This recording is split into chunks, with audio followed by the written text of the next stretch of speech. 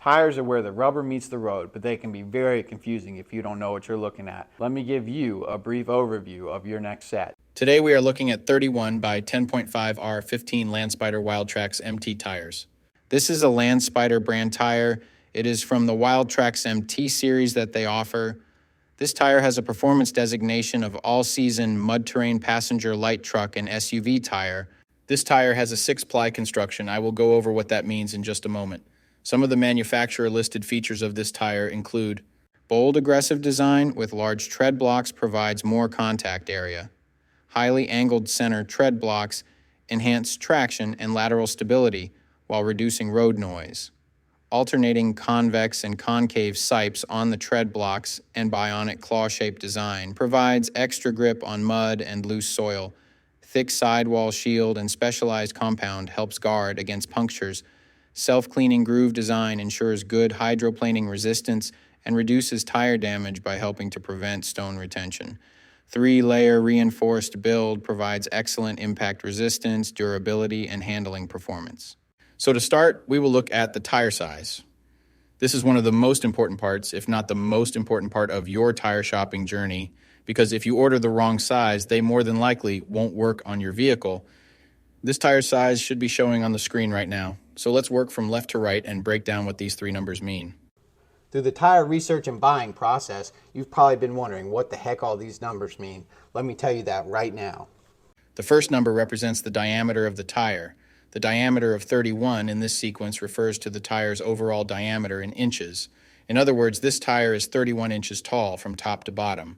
The second number in the tire size refers to the width. 10.5 in the sequence represents the width of the tire. So in this case, when looking at the number 10.5 in this tire size, it means that the tire's width is 10.5 inches from side to side. The third and final number of your tire size refers to the rim size or diameter. 15 is the diameter of the rim this tire will go on. The rim size of 15 in this scenario indicates that this particular tire would fit a rim with a 15-inch diameter. Keep in mind this number is not negotiable. Unlike the first two numbers, you can't upsize and downsize this part. The only time this number will be different is if you are actually changing the size of your rim.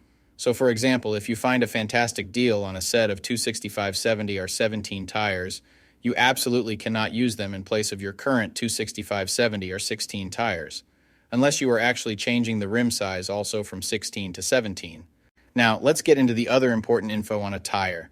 Besides the three components that make up the tire size, the three other most important components are going to be the load index, speed rating, and ply rating or load range.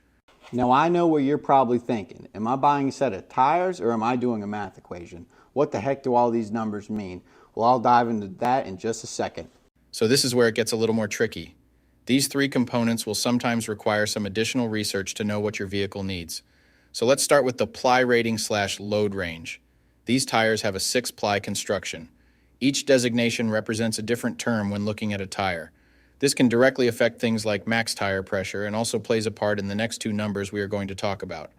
When in doubt of the rating your vehicle requires, in most cases it is safe to go with the same rating your vehicle currently has, as long as it was replaced with the correct spec of tire last time they were replaced.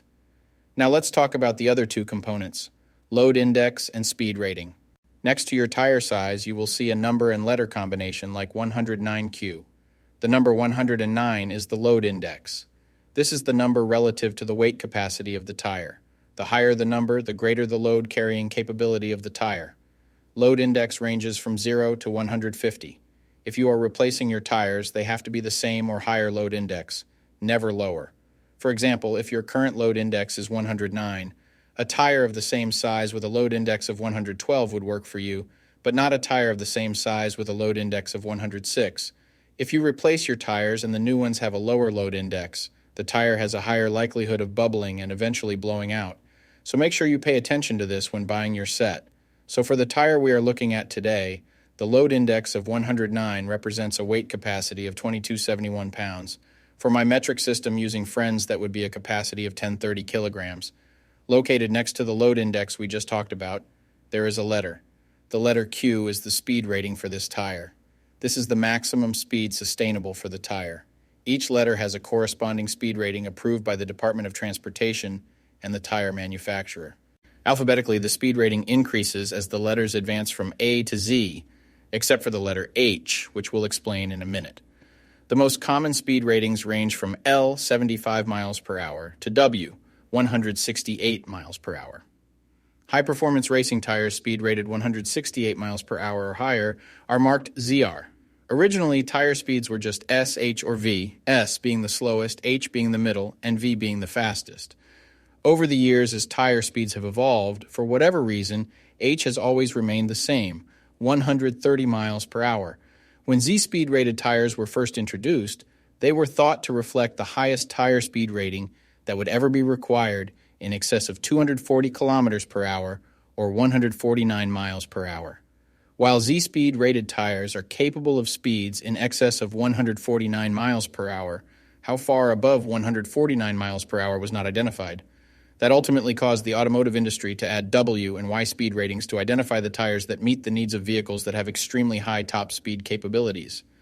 So the speed rating of Q in the case of this tire means that this tire is rated for speeds of 99 miles per hour or 160 kilometers per hour. While speed rating is important in some unique cases, you shouldn't spend a ton of time focusing and comparing tires based solely off of this. While you do want to make sure the tire matches your vehicle manufacturer's specified speed rating, in almost all cases, the speed rating of a tire should always be above 85 miles per hour, which is technically the fastest posted speed limit anywhere in the United States. In conclusion, when looking at this set, make sure your current numbers and letters all match to ensure a seamless buying experience. Well, that does it for our breakdown of this tire. I'll be seeing you.